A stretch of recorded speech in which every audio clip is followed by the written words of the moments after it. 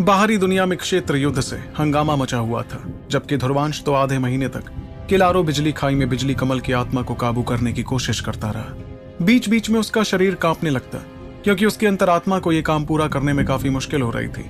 वो तो अगर उसके पास रहस्यमयी कमल की मदद नहीं होती तो वो अंतरात्मा कब की खत्म हो जाती। बिजली कमल आत्मा उसकी अंतरात्मा पर बिजलियों के हमले करती जा रही थी, जिससे उसे काफी दर्द भी महसूस हुआ। मगर आधे महीने तक ये दर्द झेलते रहने के बाद वो आखिरकार उस आत्मा को काबू करने में कामयाब हुआ।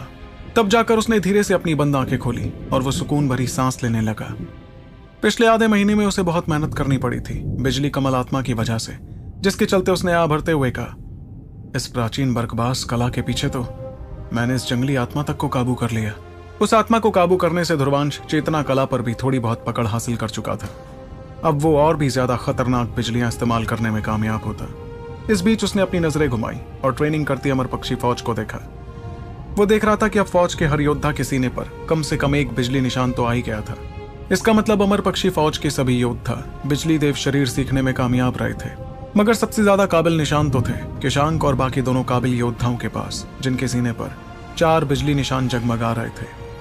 फिलहाल के लिए फौज को इतना ताकतवर बनाना काफी था, जिस वजह से ध्रुवांश ने खड़े होते हुए कहा, मैं तुम सभी को बधाई देता हूं कि तुम अपनी मेहनत से चेतना कला सीखने में कामयाब हुए, लेकिन अब हमारे यहां से जाने का वक्त हो गया है। उसकी बात सुनकर फौज के सभी योद्धा खड़े हो गए और सभी के चेहरों पर खुशी साफ झलक रही थी।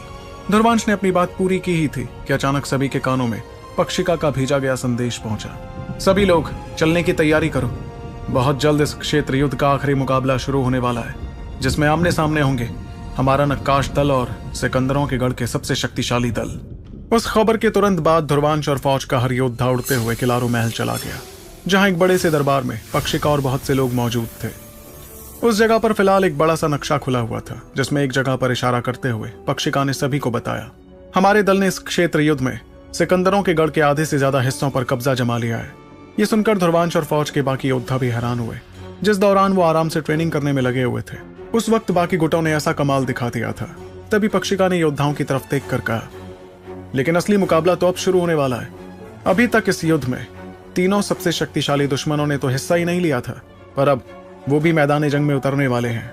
इस पर ध्रुवांश ने कुछ सोचते हुए सवाल किया, क्या तालबाग तलवार दल, दरांग दल और रिवाल आसमान में किसी तरह की हलचल हुई है? और उसके सवाल का जवाब देते हुए पक्षिका ने उसे बताया, हमें जो ताज़ा खबरें मिली हैं उसके मुताबिक तालबाग तलवार दल, दरांग दल और रिवाल आसमान की फौजें इस जगह पर इकट्ठा हो गई हैं। ऐसा कहते हुए वो नक्शे में एक इलाके पर अपनी उंगली रखने लगी, जिस पर सभी योद्धाओं का ध्यान गया। वहीं उस शहर का नाम पढ़ते हुए ध्रुवांश ने धीमी आवाज में कहा, सिकंदर नगरी, यानी सिकंदरों के गढ़ की राजधानी और इन लोगों का सबसे शक्तिशाली इलाका। वो और बाकी लोग ये बात अच्छी तरह समझ रहे थे कि तीनों दलों की फौजें उस शहर में क्यों इकट्ठा हुई थी। आखिर उस शहर की सुरक्षा सभी शहरों में सबसे ज्यादा मजबूत जो थी। ऐसे में उनके लिए नक्काश दल वालों से उस जगह पर लड़ना सबसे बेहतर होता। बल्कि खुद नक्काश दल अब तक उस शहर पर हमला नहीं कर पाया था। इतने में पक्षिका ने चेहरे पर परेशानी के साथ कहा, तीनों दलों ने अपने सबसे शक्तिशाली योद्धा भी उस शहर में ही तैनात किए हुए हैं। ऊपर से सिकंदरों के गढ़ ने हमारे दल को एक न्योता भेजा है। उस न्योते में एक आखिरी मुकाबले का जिक्र है, जो इस बात का फैसला करेगा कि इस युद्ध का विजेता किसे करार दिया जाएगा।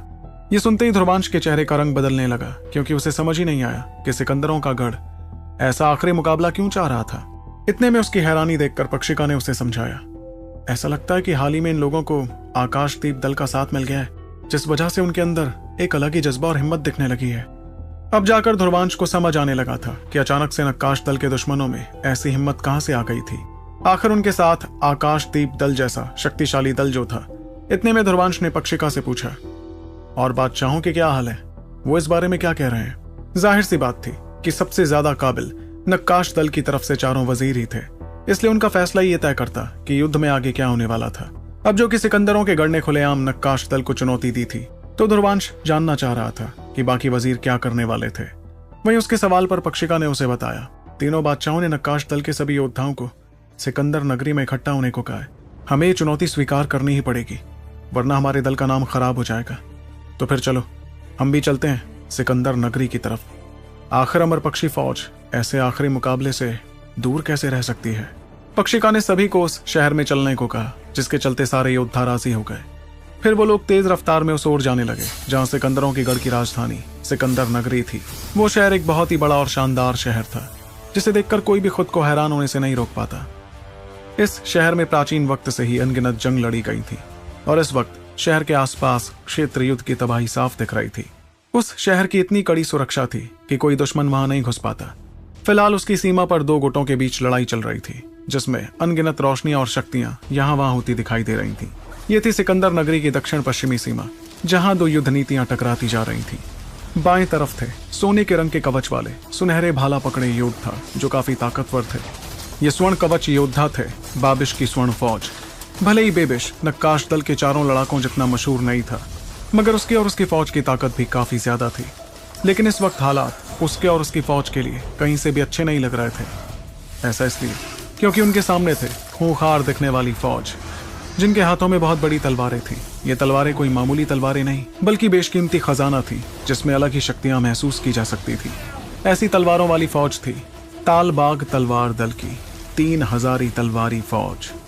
इन सभी तलवारधारियों की पहचान पूरे इलाके में मशहूर थी क्योंकि ये तालबाग तलवार दल की सबसे ताकतवर फौजों में से एक थी। इन योद्धाओं की तलवारों की शक्तियां चारों तरफ फैलती दिख रही थीं जिससे स्वर्ण फौज की युद्ध नीति कमजोर पड़ती जा रही थी।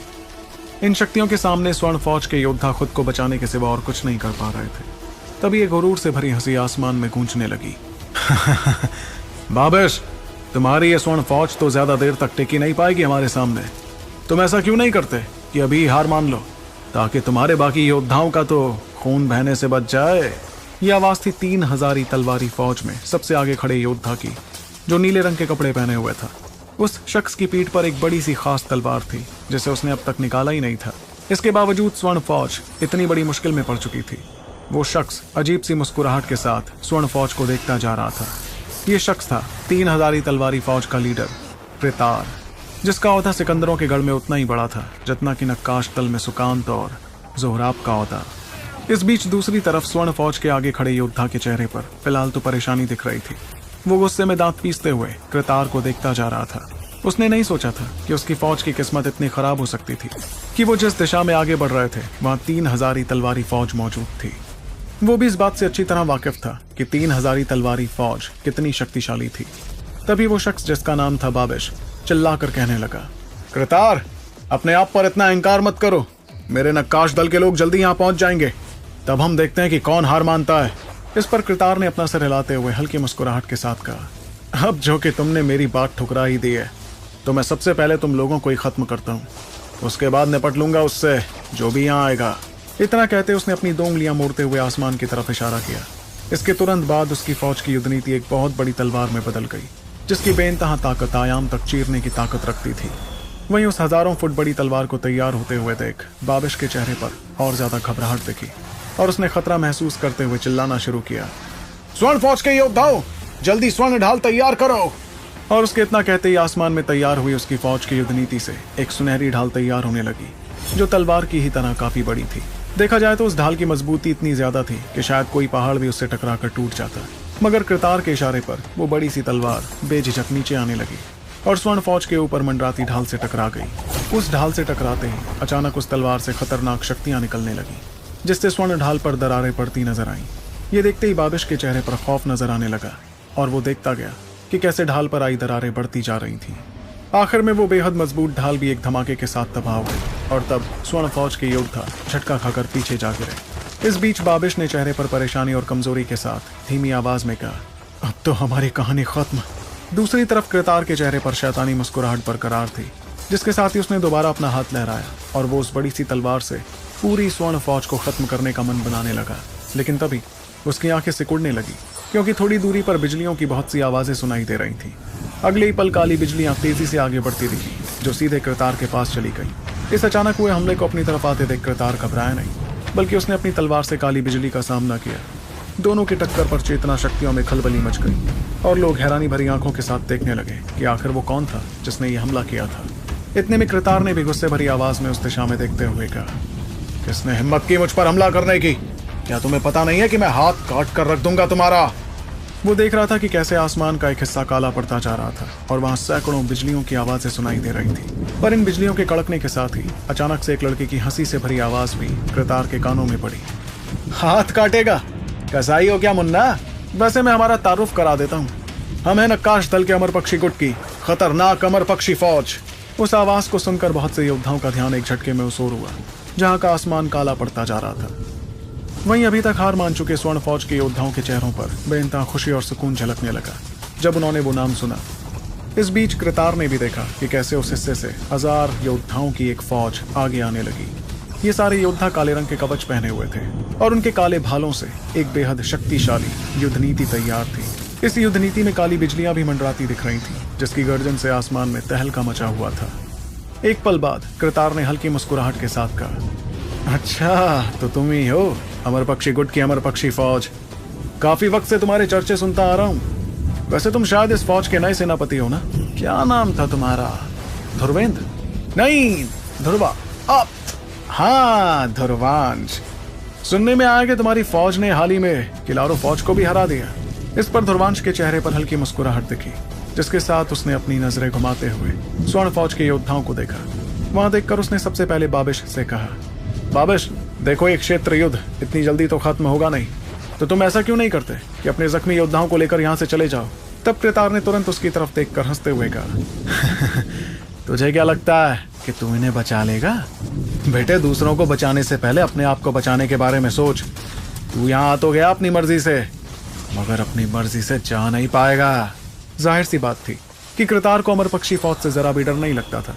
आखिर वो भी अपने दल की एक बेहद ताकतवर फौज का सेनापति जो था। ऊपर से उसके साथ 3000 योद्धाओं की फौज थी, जबकि अमर पक्षी फौज में तो सिर्फ 1000 योद्धा ही थे। मैं उसकी बात के जवाब में ध्रुवांश ने मुस्कुराते हुए कहा, अरे वाह, डायलॉग मारता तू भी, मजा आ गया यार। कब से ढूंढता आ रहा हूँ अपने जैसे पागल को। आज लगता है वो पागल मिल ही गया। मगर मुन्ना, जिन किताबों से पढ़कर ये वजनदार बातें कर रहे हो ना, वो किताबें मैंने ही लिखी हैं। इसलिए सीधे मुद्दे पर आते हैं। यहाँ बातों से कुछ होने वाला तो नहीं है, तो क्यों ना सीधे लातों से शुरुआत करें? अपनी बात खत्म करते ही ध्रुवांश की आंखों में अजीब सी बेरहमी नजर आने लगी, बल्कि वो तो बेझिझक अपना हाथ लहराते हुए युद्ध नीति को हमले के लिए तैयार करने लगा। उस युद्ध नीति में काली बिजलियों की गर्जना शुरू हो गई, जिसे देखकर कृतार ने भी युद्ध नीति की तलवार तैयार की। तो आखिर क्या होगा जब आमने सामने आएंगे सिकंदरों के गढ़ के सबसे शक्तिशाली योद्धा, और कैसे सामना करेंगे नक्काश दल वाले इन ताकतवर हस्तियों का? जानने के लिए आपको सुनना होगा सुपर योद्धा।